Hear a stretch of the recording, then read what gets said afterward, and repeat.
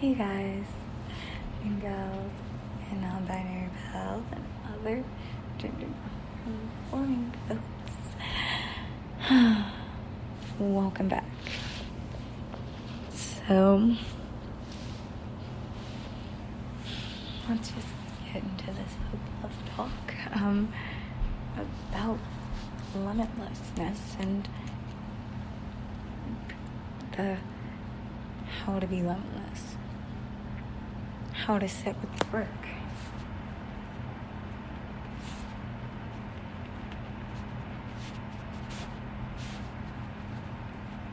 So, do you guys know, or any of y'all out there really, know how a teacher on a test or someone in your life will always tell you, to take your time, when you're going on to a test or PSSAs or whatever really in life, like some big task like the ACT, SAT, whatever really in life.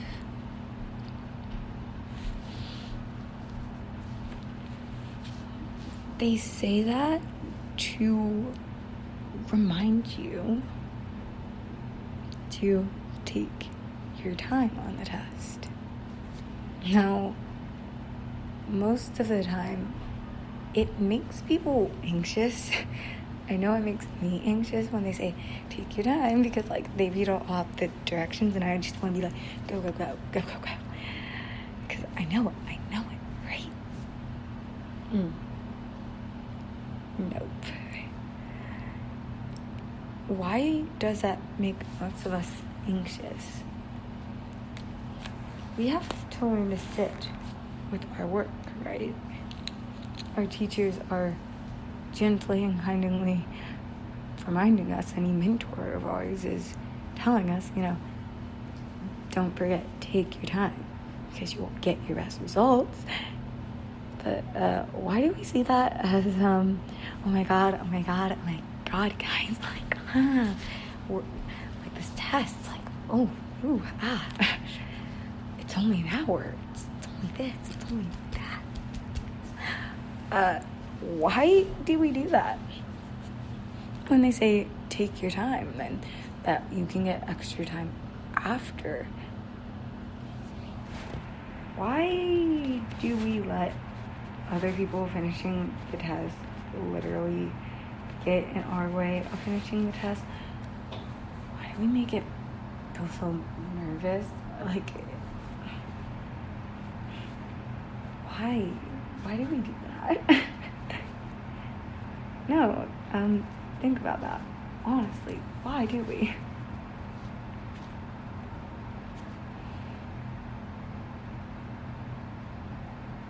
Just think about it.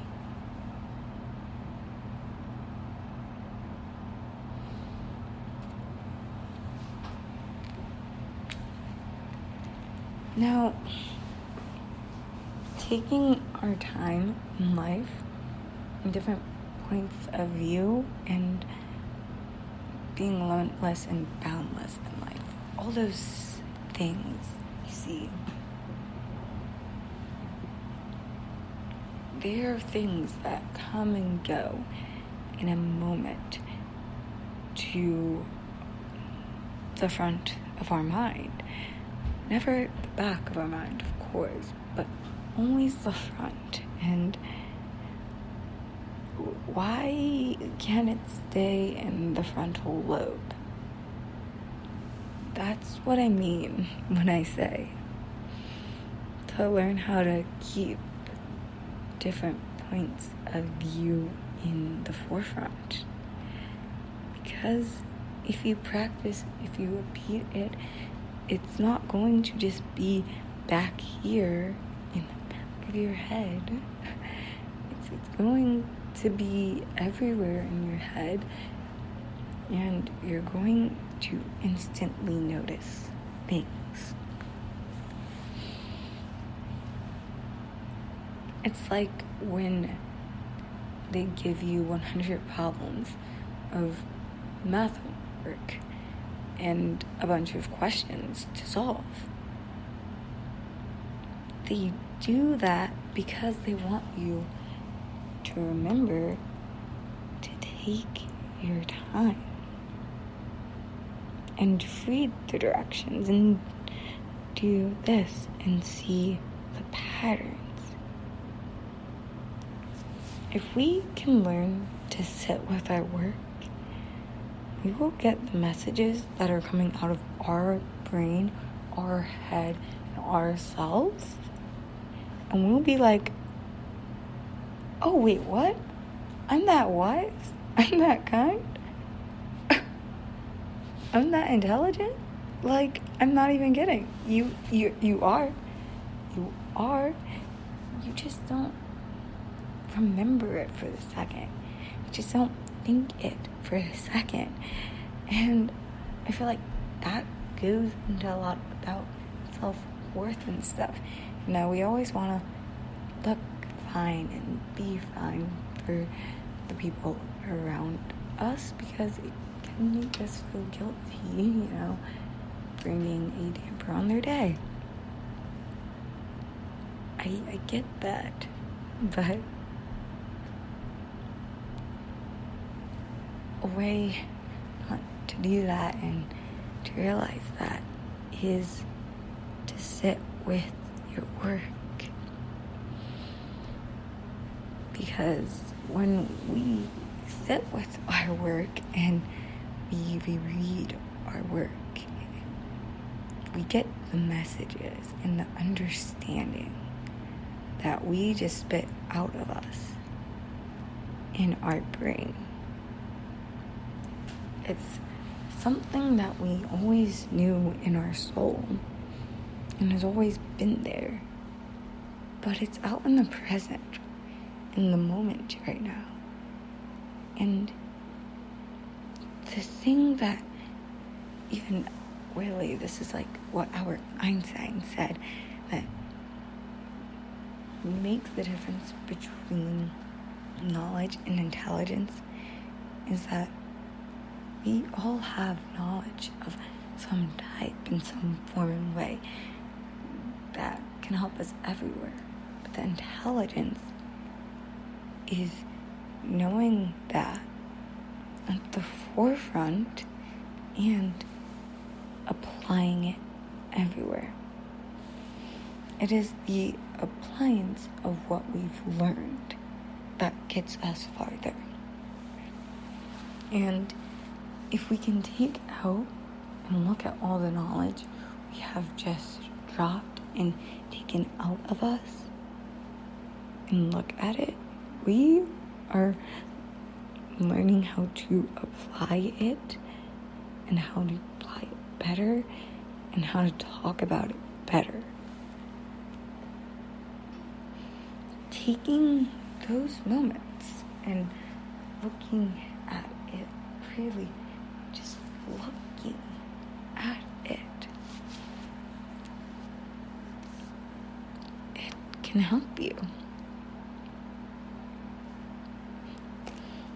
Because when you do that, you will notice the mistakes that you've made in your math problem. We're not major in that. You're not an idiot. That what you did was just this. And that you are smart. You are smarter than you know. You are braver than you seem. You are smarter than you think.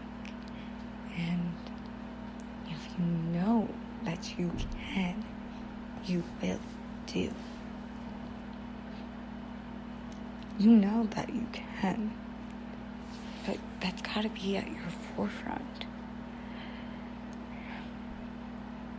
And time management, the whole entire thing with it is that you've got to apply what you know about this teacher, about this person, about this thing into it. If you don't apply all of your knowledge to everything, like Albert Einstein is saying, all the time,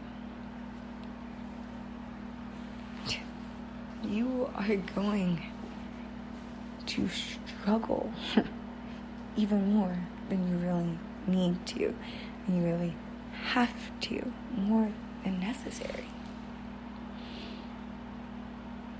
And when people say work smarter, not harder, people say, oh, well, you do need to work hard to get where you're going, and working smarter, what do you, time management? What the heck? People already have their walls up, already to negate you about that one quote. But if you explain to them what that person is saying, and you mean what that person who first made that quote or saying, or whatever we want to call it, is, well, they're most likely to get what you're saying in the moment, take the hint and advice. But not only that, you understand it yourself. That's gonna help you too. When people say that, they don't all mean the same thing, but the meaning behind those words, and those words in general, and why they chose those words, goes a lot into their character and their personality. It goes into their motives and their reasons why. And it also talks about themselves as a person and gives you a little bit of a hint to things you never know you wouldn't know and knew. It helps you. It does. And it can help them just as much. So, like that saying, we need to take our time and figure it out. Sit down with our work, because when we're doing that, we're working with all of our knowledge. We're not making our mind run on overkill, and making it be like, you have to do this, and you have to do that, in your head. I'm going to tell you that right there is already going to take away a lot of your anxiety and fears, and that works with panic attacks too. I will tell you that in a way it can, and that if you have that at your forefront, you're probably less likely to have those things happen to you. And when we do that, when we understand that, that's all when we can start managing our time, working with everything we got, giving it everything we got. Because if you go all in, if you go full out all the time, and you do your best, and you give those judges on the map the best smile, and put your best foot forward all the time, when they say that, they mean everything. You give them everything 100%. You give them everything, and you are satisfied.